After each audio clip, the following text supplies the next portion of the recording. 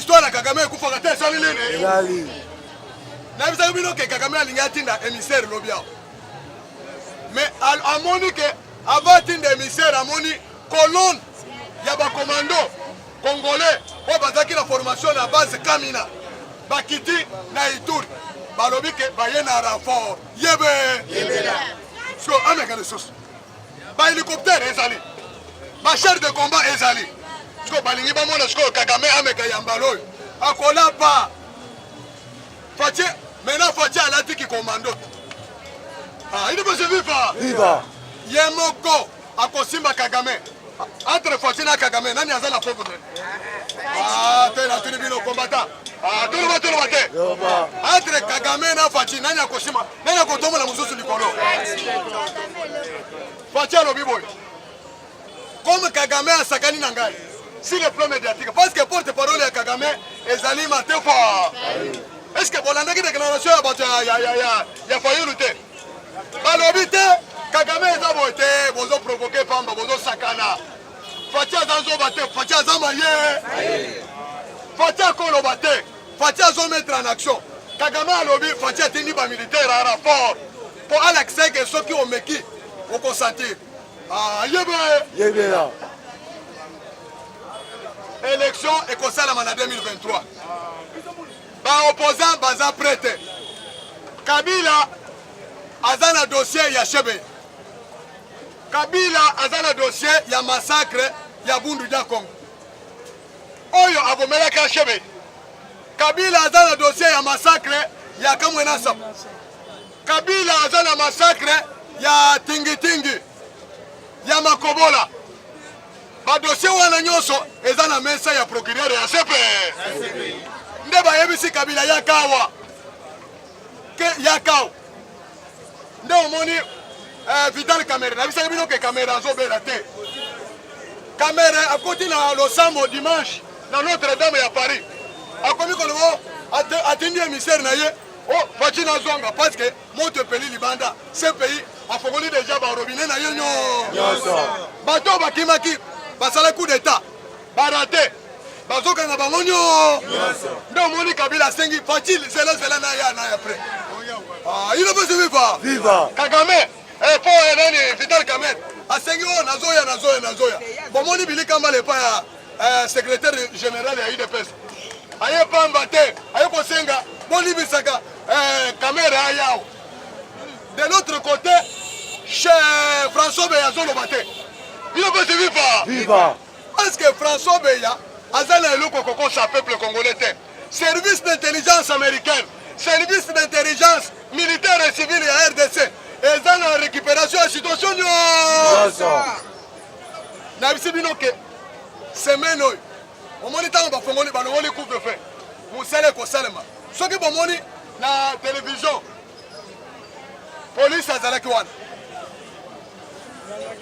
bolandaki yango Silvano Kasongo azalaki wana ntango bazopesa message alobi tolongoli couvre-feu mpo na maladie mais situation mosusu eza yebe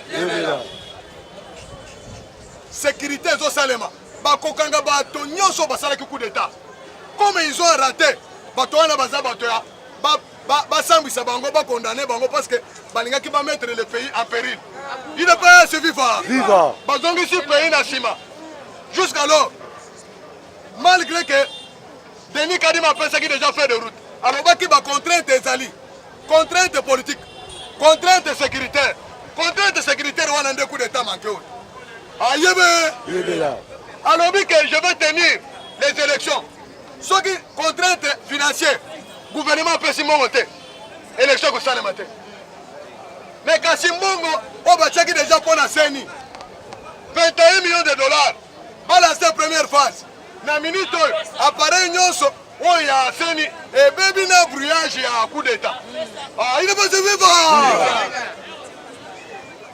makambo coup d'état ebebisi baproblème nyonso nde bazotuna nani François Beya azorépondre te na minute oyo Paul Kagame aza visé Kabila aza visé Moïse Katumbi aza visé Vital Kamerhe baza visé Ambongo aza visé mpona makambo ya coup d'état Adolphe Muzito na Martin Fayulu bazalaki na coup d'état basi bakaboli ba poste nyonso il ne peut se vivre viva Kabunda ne mene rabangoti meilleur joueur olingaki apesa bango Tshisekedi ye tango bamonaki Kabunda azobunda na ba JR ezalaki pamba te il ne peut se vivre est-ce que pourquoi bamoni bagarre de républicain basali marche bagarre de républicain basali marche pamba te c'est un message à kolakisake même ceux qui bafar de ça baza complice mais biso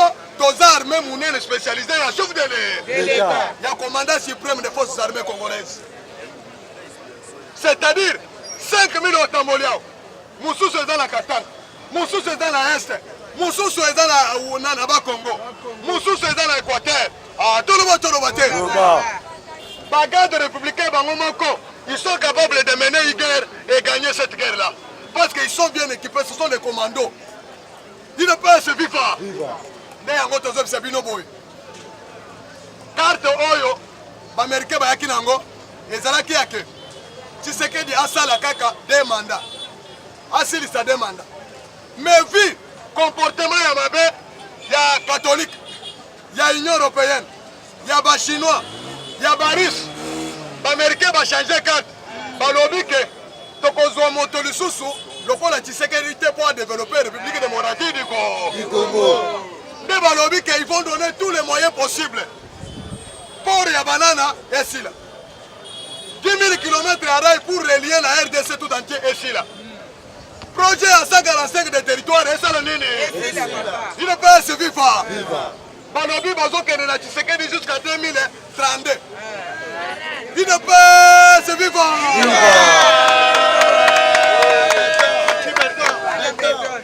balobi d'abord azana no bachena bapare bamoni ke makile na yezo tambola kitoko il ne peut se vivre makila na ezana no propre azana sida te ayebe azuna no coronavirus ne balobi moto ko travailler na yeyewo balobi boye bazo sala les américains makamo nazo bisa bino boko comprendre ngo après ba américain baza décider ya kosala congolais azwa soin de santé offert ba américain balobi que il fallait ba congolais bali abamela kitoko des premières sociétés où peut saka bato appétit Pepsi Cola et ya gata sali nini wana soki Amerika bouteille moko oza capable ya kolia soso moko yomo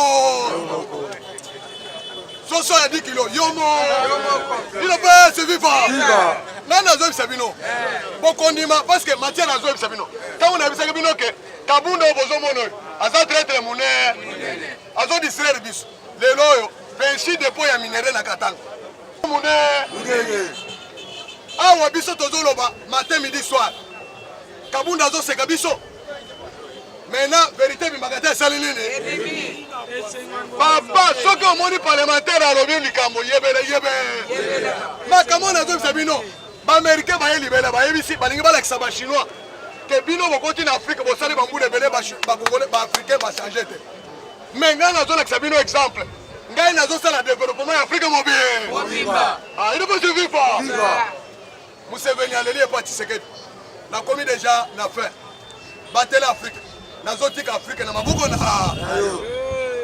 il ne peut se vivre papa baaméricain soki baponi moto aza shérif Mobutu asalaki combien d'années na pouvoir nalobi moto asalaka combien bokomona ndenge 32 ans ezosalema parce que bakongolais bango moko bakogire bazairo baboyaki toboya élection biso kaka bulletin vert ezali boye te parce qu'à cette époque Mobutu n'était pas dictateur mais abanda kosala na peuple congolais misala mala ezali boye te sécurité na mboka ezalaki bakongolais babanda kolia bien bazofutama bien basociété ezalaki ebele na minute oyo tozoloba na bino Tshisekedi azoréhabilité basociété na biso nyonso miba jekamine onatra basociété za la calme makambo ya élection ekosalema Tshisekedi azozwa deuxième mandat après deuxième mandat tokochange constitution to adapter constitution na réalité du terrain parce qu'avec constitution toza nango Congo ekose développer te avec constitution toza Congo est comme un pays émergent. Et c'est qu'il va adapter, va changer la constitution. Tout est mis en faveur du peuple congolais. Voyez bien, tu sais que dans le Baka, mon Koroba Yaki na constitution, c'est un acte de vente. Bateka qui déjà minéré na biso et pas roi. Ah, il ne peut se vivre pas. Ah, tout le monde le battait. Combattant dans la matière, bozo faire distraire. Il ne peut se vivre pas. Viva! Kaka la borba. Kaka la borba. Awa le 18, 16 au 18. Yama oyo. Réunion munene ya nyoro pe des Zaraki. Babenga ki fachake. Kate Zaraki ni. Mbele ba le circuit d'état.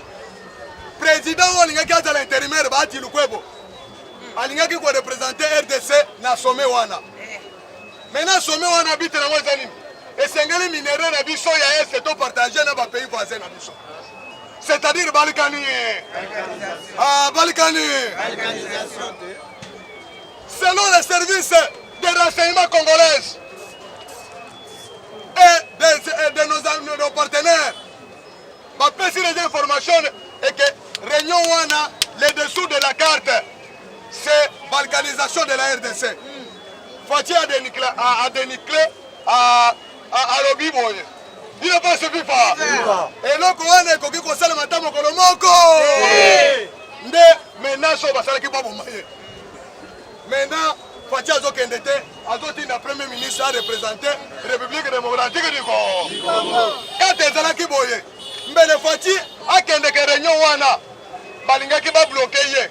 Au Kozonga na Congo, avant Ozonga, il faut le baquet, tout partager Congo. Ou bien tout partager minerai à Congo. Nde Fati béton, aligné qui a cédé. Parce que même c'est que ceux qui ont envie de faire le coup d'état, c'est le coup d'état, il y a à Bruxelles. Parce que réunion il y a Addis Abeba, il y a l'Union africaine, Fati alinga qui a son gâteau, alinga qui est directement dans l'Union européenne et la Belgique. Deux places alinga qui va comploter Makambo à son gâteau. C'est pourquoi tant qu'on précipité retourne ailleurs, boyo qui François Beyazo il sait que kozonga na noté situation ezali mabe. Il ne peut se vivre. Nde carte ezalaki wana. Est-ce que les Congolais vont diviser le Congo? Donc partager minerai na biso na Rwanda. Quand ezalini Rwanda est le premier pays producteur ya coltan. Biso ba Congolais totuni que Rwanda est le coltan te. Mais à combien producteur ya coltan de ah on est na zo bino boy. Ane oyo banda ba état de siège. Rwanda a banda ko produire 26 000 tonnes. C'est-à-dire 26 000 kilos. Maintenant, année, il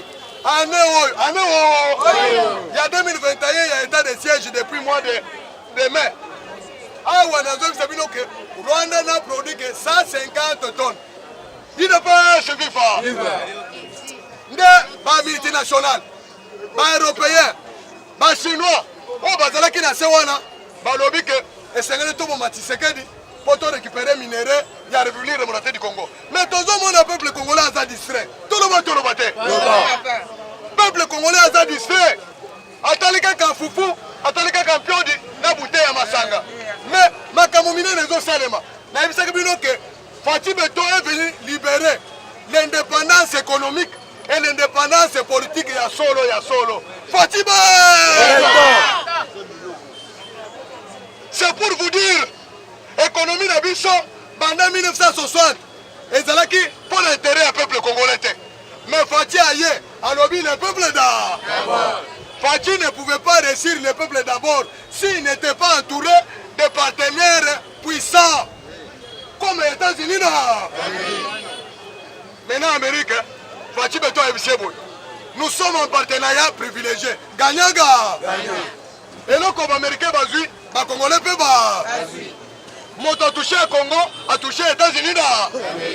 C'est pourquoi mon ambassadeur Mike Hammer en Amérique, la zone c'est bien boy. Pour les bateaux, ils ont rêvé que pour renverser le régime, il y a eu des pestes. Ils ont d'autres.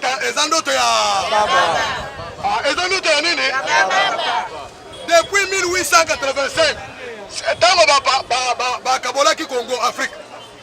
Moto le qui Congo à la monnaie à Boye 2 345 km² aux États-Unis d'Amérique. Quelqu'un qui Amérique en demi, va morceler à RDC. Mais comme tous les déjà un partenariat gagnant-gagnant, c'est-à-dire moto mususu akoki kosala yango nde Amérique alobi moto oyo akotouche République démocratique du Congo a touché États-Unis tous les alliés des États-Unis d'Amérique, les Émirats arabes unis, Allemagne, Israël, pays nyonso eza sima Amérique eza déjà sima ya République démocratique du Congo sous leadership ya Fachi Beton nde baprésident wana bayebisi Amérique ke oyo moto oyo tozwi parce que batie mémoire à Félix na ordinateur. Bamoni, il est plus que son père. Il peut diriger même au monde mobile.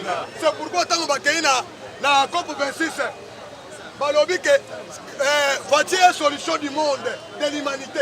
Solution de l'humanité. Balobi que banda tozo ba diplomate, nano tozo moto, diplomate loko la boité. Voici un récit là où tout le monde n'a pas réussi. Il y a quoi réunir les Arabes et les Occidentaux. Tout le monde. Les Lois, Égypte, Maroc, tous les pays arabes. États-Unis, c'est-à-dire qu'il n'y aura pas encore la guerre mondiale. Il n'y aura plus encore la guerre mondiale. Parce que la guerre mondiale est seulement les Arabes et les Occidentaux. Mais comme Fatih, à travers Solution Climat, à réunir toutes tendances confondues, les Occidentaux et le monde arabe. Il ne peut se vivre pas. C'est pourquoi il est la solution de l'humanité. La RDC, c'est un pays sans solution. Est-ce que Kabila a salé 18 ans? Tout le monde. Combattant dans toute la communauté. Tout le monde. Dans la matière. Est-ce que vous avez vu ma salami lobby? Vous avez vu ma salami lobby? Kabila sali 24 ans. Toza na 150 cadavres ya ambassadeurs. Na ba pays na bango. Na ba pays où totinda ki bango. Ba corps eza na morgue jusqu'à aujourd'hui. Ba loyer ezali ebele. Il fallait qu'on paye 200 millions de dollars pour amorcer, pour résoudre les tensions diplomatiques wana. Bongo ebele Kabila tikili bisonyo. Tant que Félix Lazare Sabino que na koti mbonga ya kokufa. Il ne peut se vivre. Comment ça fait-il que au Congo qu'on nomme ambassadeur Mususu sans que on rappelle Ouazawana na famille na yenyoso ozo kisabango na mboka. Comment la famille de l'ambassadeur ambassadeur yemoko azokufa et bien menaye bazokuna yangote pendant 24 ans. Chez qui Tundu ministre des Affaires étrangères. Tout le bateau. Bao nyonso bazali bana oyo toboti na parlement changement de mentalité. Comme président Munene. Voyez bien te. Voilà, sango bozomona wana abotami awo. Président oya ya Rompo Wileri abotami awo Olivier chinois. Bao nyonso toboti bango. Il ne peut se vivre. Parlement oyo parlement Munene. Je vous dis que Fatih à résoudre le problème il y a Kabila il y a 24 ans la diplomatie et Sengeli a foutu 200 millions de dollars et d'euros va repatrier Bibembe Nyonso et Zonga famille à l'ambassadeur ya Kala Nyonso wana et Zonga dans la gestion ya Kabila c'est-à-dire bazoyo bazana liloba ko yebisa biso na campagne était parce que bageraki ma sur le plan interne que sur le plan externe batiki souvenir ya mabe. C'est pourquoi les Congolais ne pouvaient pas avoir la dignité. Ils ne pouvaient pas respecter Bissoté parce qu'un ambassadeur a locataire, a foutu loyauté. Il ne peut pas se vivre. Or, un ambassadeur, c'est un représentant légal et un chef de l'État. Il y a un mot dans la Bisson à pays Wana. C'est un président de la République. Mais Talaskoyo, l'ambassadeur, oh Kabila Tindaki, oh Mobutu Atikaki, Bakofi, il va mener la mort jusqu'à aujourd'hui. Et Sengeli faut au pouvoir pour résoudre le problème. Il va repatrier Bibembe, il y a l'ambassadeur, il y a classe au félin, il y a RDC dans la Nyongwebele. Il va repartir d'abord 200 millions de dollars. De façon que Fatia Fouta va d'abord famille, na Bibembe et Zong. baloyer etikala ane mususu toloba te et puis oyo koloba ke Faty asali nini munoko ezolumba solo il ne peut se vivre makambo nazobisa bino eza blague te. C'est le ministre des Affaires étrangères, vice-premier ministre Lutundula ya Moïse Katumbi amon a découvert mais Moïse ozalaki gouverneur gestion na bino sala nini combattant bolo bamakasi sala nini sala nini ba américain balobi comme eza boye tokotinda hélicoptère Faty akobana kotambola na ba hélicoptère bayele osakani ale abwaki biloko bino pas c'est vivre awa ndenge nazokisa bino boye Congo maintenant devient un pays le plus puissant de l'Afrique. Armée otoza nango bamonaki lokola Faty aza distrait ntango bozomona alali wana abanda kolala te formation ezalaki en cascade ya bacommando congolais yebe soki bomonaki baspécialiste américain babanda koya pamba te babanda koya kopesa matière na bato bazalaki na centre de formation. Maintenant tozwi bato bakokota tina ndako ya Kagame bazwi Kagame na mwasi na ye baye na bango awa tina cité de l'eau. Entre temps tozwi Robert comme au Rwanda totie na mutu ya Rwanda akomi apprêter ayebe journaliste nazala maboko na bino siko boleka boye sali bien pona ko rappeler ba congolais lelo ezali journée munene la date de création ya IDPS lelo IDPS banda sa création à Sali 40 ans. À ne pas confondre des partis mallettes. Oui, basalaki pour la circonstance. Oui, Zali parti basalaki yango pour la lutte. Il y a libération, il y a peuple congolais na Boumbu, il y a occidentaux. Pour la lutte, il y a libérer le peuple congolais à réjouir la propre richesse aux ambassades là. Nde yango, il dépêche sa bundaki. Non pas pour les intérêts des individus, mais les pour l'intérêt personnel. Les lois, il dépêche dans le pouvoir depuis Kala. Par coup d'État, par négociation jusqu'alors. Mais ceux qui vont moni, les lots ont fait 40 ans. Mais il dépêche dans la règne à pouvoir il y a 3 ans. Ça doit vous dire beaucoup. C'est-à-dire c'est un lutte noble. Oh, Tobundi, il y a non-violence. Toboy Kozomanduki. Toboy Kotia Makila Bakongolais Nassé. Le col Bakongolais Moussous Batiak. Les lots Batiki Bisso. Souffrance. On est le peuple congolais à quoi s'en sortir. Les lots, il dépêche. Pour le but que tu as pouvoir. Tu sali déjà 3 ans, non, tu sali l'autre côté. Non, c'est-à-dire trou et zalaki mounen. Ma belle autotier pour la cause pas trou. Et zoyo kanate parce que ça dépend ya profondeur ya trou et zalaki mounen. Awa, Congo et zalaki mbokate. Tu zalaki na carte d'identité. Tu zalaki na frontière te. Frontière na biso zalaki passoire. Soki Kagame alinga traverser na midi à traverser. Alinga traverser na pourquoi à traverser. Mais banda moi na mboka Tshisekedi aye. C'est d'abord les fondamentaux. Pour qu'un pays soit une nation, et c'est d'abord peuple Azal, territoire Azal, intégrité à territoire Azal. Le président Félix Tshisekedi a d'abord pour faire sa image à Mboka, Azal à Mboka, où est bateau nyonso, a yebi que ceux qui n'a traversé, n'a côté na Mboka ya bateau. Ceux qui n'a qu'un na Mboka ya bateau, n'a qu'à exploiter minerais en désordre. Le président Félix Tshisekedi a dressé d'abord Mboka. Institution nyonso ezalaki inféodé. Secteur nyonso ya Congo ezalaki na maboko ya famille moko ya Kabila. Économie, commerce, banque, biloko nyonso tout ezalaki na maboko. Maintenant Tshisekedi a travaillé d'abord azongi sa biloko wana na maboko ya l'État. Bato babanda ko détourner biloko ya l'État. Esengeli bayoka bobangi ke soki nazwi eloko ya l'État bakokanga ngai. État de droit. Tshisekedi azo la démocratie. Asali que peuple qui est s'exprimer. Sécurité, dignité au peuple congolais. Aboumi Bakacho Nyos. A libéré les prisonniers politiques Nyos. Peuple congolais a l'indépendant. Le Kola Zamba qui a dit que tout est indépendant. Zamba peut s'amotonner sur liberté. Mais ce qui m'étonne, c'est quoi? Le peuple congolais a zoé battu que liberté. Et ça est le communé ne connaît qu'à Biloko Nyos. Parce que ceux qui ont la cachot, ceux qui ont la captivité, pour tout le Israël. Tant que vous avez captivité, vous avez souffrance et belé. Le peuple congolais a maintenant, tu sais qu'il a eu pouvoir pour redresser la RDC. D'abord, Mboka, le peuple congolais a récupéré dignité. Les lois congolais a commis un passeport. Passeport, ils ont le souci à l'étranger. Ils ont battu un bon côté. avec 80 $, vous avez le passeport. Pour tourner dans le Congo, vous avez le sous-souka state.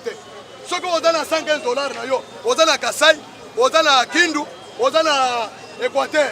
C'est-à-dire, si c'est que d'abord les fondamentaux, le peuple congolais a d'abord Kitoko, Amela Kitoko. Pour Biloko qui t'a pris, et c'est d'abord une Zénéza. Et c'est un peu désenclavé d'abord la RDC. Dès un moment, tu sais que dans 3 ans, à quelqu'un inauguré lancement des travaux, il y a port et banane. Parce qu'avec port et banane, tu as biloko et belé aux outa, n'a pas étranger. Il y a bisope et kokende.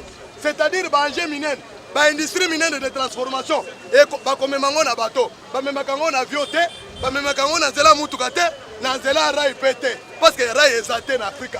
Ndé yango tozo sabino ke. Dans 3 ans, tu sais qu'il a fait d'abord les fondamentaux. D'abord donner le peuple congolais sa dignité. Un héros est un instrument de pression. Demi un peu, un instrument de pression aux nationaux et les étrangers sont libres. Maintenant, est commis à l'inverse. Maintenant, aujourd'hui, les Congolais sont fiers d'être Congolais. Les Congolais sont fiers d'être Congolais partout, même dans le monde. Les Congolais, dignité dans le monde, ils ont liberté d'expression.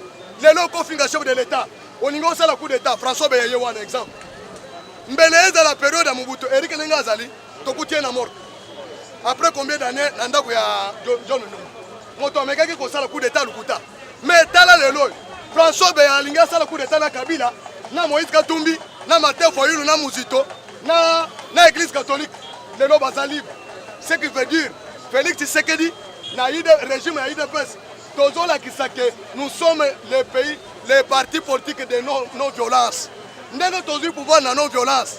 Donc, nous avons le pouvoir de la non-violence par les Chine.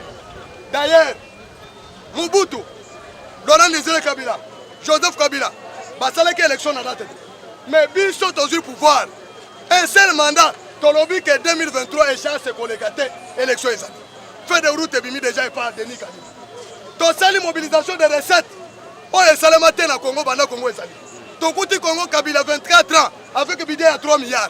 Mais Bisso Tokuti Congo, à 6 mois, tu as redressé le budget à 11 milliards. C'est la volonté de mieux faire pour son peuple. Tu sais qu'elle dit, toi, c'est la méthode comparative. Pour comparer le Makambo, tu sais que Kabila Sali, là, Mobutu Sali dans 32 ans. Bisso Sali est belé dans peu de temps. D'ailleurs, pour votre information, Tshisekedi a dû pouvoir le mois d'avril, il y a mois 2021. Tout à l'heure, qu'on gère dans Kabila. Tout à l'heure, qu'il n'y a pas de député, tout à l'heure, qu'il n'y a pas de sénateur, ni pas de gouverneur, ni pas d'assemblée provinciale. Nous avons géré le pouvoir avec 32 députés seulement. Qu'est-ce que Tshisekedi devrait faire? Tous les mandataires publics, Kabila. Tous les institutions, ils sont gérés par les Kabila. Sécurité, armée, les généraux, ils sont Kabila format. Mais Tshisekedi a commencé bientôt là. Maintenant, il maîtrise l'état de siège. Pour comment vandaliser les étrangers, les groupes armés étrangers, où ils allaient causer le terrorisme dans l'Est. Les lois basent la Kimete, les lois ils sont en débandade. Grâce à il y a vision à Tshisekedi pour 3 ans seulement. Mais qu'est-ce que Kabila faisait pendant 18 ans? Mais l'effort où Tshisekedi a sali dans 3 ans. Mais Kabila Salango. Les lois, guerre dans l'Est, c'est Sili. Parce que lui-même était militaire. Tshisekedi c'était civil. Est-ce que vous avez la comparaison? Les lois, Tshisekedi a sali effort. Koboto la impérium. Souveraineté en Moka, na maboko ya église catholique, na église protestante. Vous avez une histoire de mon unité. C'est-à-dire depuis l'étape coloniale, les lois, Kassavou Bouakoufa, le premier président congolais, Azalaki valorisé. Tant que Tshisekedi a eu le pouvoir dans 3 ans, les lois, Joseph Kassavou Bouaza et Rona. Les lois, Patrice Emery Lumumba, Banda Koufa, le père de l'indépendance, Afrique mobile, mobile. Les lois, Tshisekedi a eu le pouvoir dans 3 ans seulement, à Saliville, au nom de Patrice Emery Lumumba. Les lois, prophète Mounene Simon Kimbangu, alobaki histoire du Congo, alitaki pour l'indépendance. Les lois qui valorisent. Les lois tiennent un rail à cordon, il y a un héros national. C'est pour vous dire que Tshisekedi a travaillé plus que ceux qui l'ont précédé. Ceux qui t'ont payé état, mandat dans nos sérités, bila on a zo sal, tala nenga bazo ibsanga ke tika bila izamulai. Ceux qui n'ont pas sala, gratuité de l'enseignement avec le ministre Tony Mwap. Les lois, to bana bazo tanga ofele. Il fallait attendre Tshisekedi au pouvoir. La constitution article 43 et l'objet que bana batanga ofele.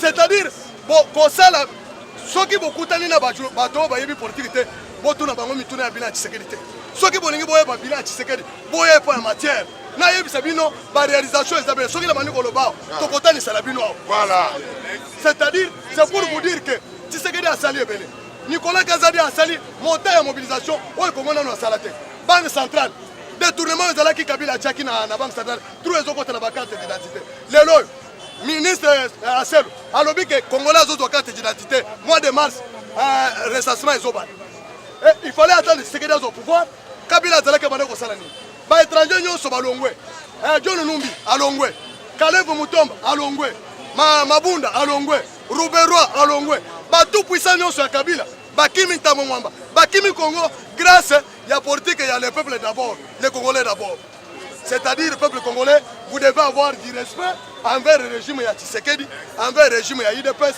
bon c'est là tozo yebisa général Kabuya oya zui règne à pouvoir parce que nous étions déjà infiltrés Augustin Kabuya zongisa UDPS kaka ya Tshisekedi wa Tshisekedi UDPS c'est comme un parti fort toboyi ba association ba coalition maintenant tozo senga moto alingi kokota na régime oyo adere na yi de campagne na biso parce que na élection ba matière ba président parlement de Bunyos toko postuler ono ya ide toko yebisa peuple congolais soki alingi kolia mabundu ya $1 soso ya $1 c'est-à-dire à voter député ya ide parce que biso soki tokoti na parlement toko changer makambo fatia koza na boulevard ya kosala na peuple congolais makambo nyo